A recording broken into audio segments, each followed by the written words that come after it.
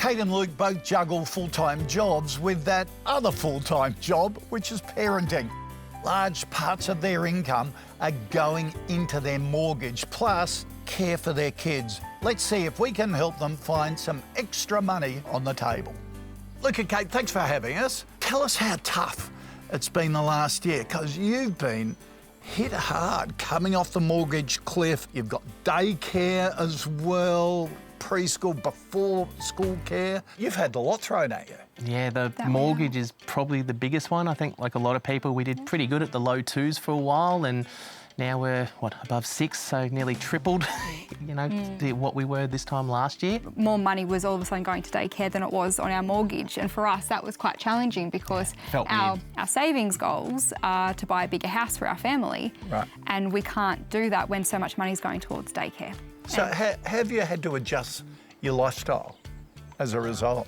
Trips and toys are probably the biggest thing. It used to be nice going to Sydney for, book in somewhere overnight and take the kids to Taronga or, just get out of town for a little bit. It's probably been harder on us than the kids, feeling like we're not giving them as much as we used to be able to.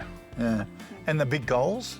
Your big financial goals? Definitely to buy a bigger house. That's the long-term goal. The short-term goal, however, is our 10-year wedding anniversary is coming up this year. Congratulations. So, thank you. What's the plan? We were thinking overseas, but that's probably a bit out of our reach. Probably looking a bit more of a staycation A bit more of a staycation at the moment, but that's hopefully what we can put some savings towards. OK. We've been through your bills. You've now set us the goal. It is that 10-year anniversary and to go to a bigger house. Yep. Let's see what we can do. Let's have a look. Awesome. Fantastic. Let's return to Kate and Luke. We've looked at their bills with the team at Compare the Market to see if we can find better deals, and we sure did. Take a look. All right, Kate and Luke, you've set the goalposts. It is a 10th anniversary celebration like never before. Absolutely. Let's see if we can help out with it. These are just thought starters. First of all, the big expense coming off the mortgage cliff. You had to refinance. There's always doubt in the back of your mind. You've got a really good rate. So, well done. That's terrific. Your other big expense is health insurance. Very big. Gold cover, $6,000 a year. That's a lot. But hey, if you downgrade to a Silver Plus policy, next level down, good level of extra cover as well for dental and optical, you'll reduce your premium by almost a bit over $2,100 a year. Oh my gosh. What did you sign us up to in the first place? It was a big cover. Yeah, that's huge. But you've also said that you're happy to do without heart health cover and also orthodontic, so maybe look at a bronze option, and that almost cuts your premium in half and reduces it by $2,800. Wow. It's a lot, isn't it? That's a lot of money. Yeah.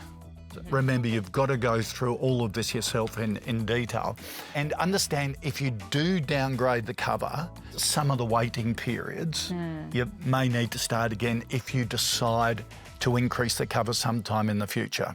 All right, let's have a look at the car insurance. Your car insurance intrigues me because your premium's gone up 27%.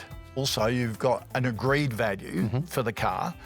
That always costs you a little more rather than simply agreeing to market value. But the agreed value's already dropped $5,000 in the last year. So it doesn't stay the same every year. Ah. Wow. Your current policy has an excess of $850. If you bump that up by $150 to $1,000 and make a few of those tweaks with the valuation, you could reduce your premium by up to $200. That's great.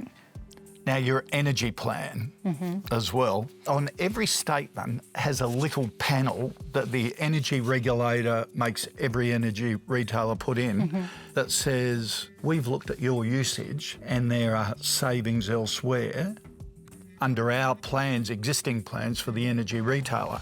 And here it says that you can save up to $365 off your energy bill by the same retailer. You scroll right down, we just want to see how much we have to pay each quarter, and that's it. So $365 less for electricity, $144 less for gas.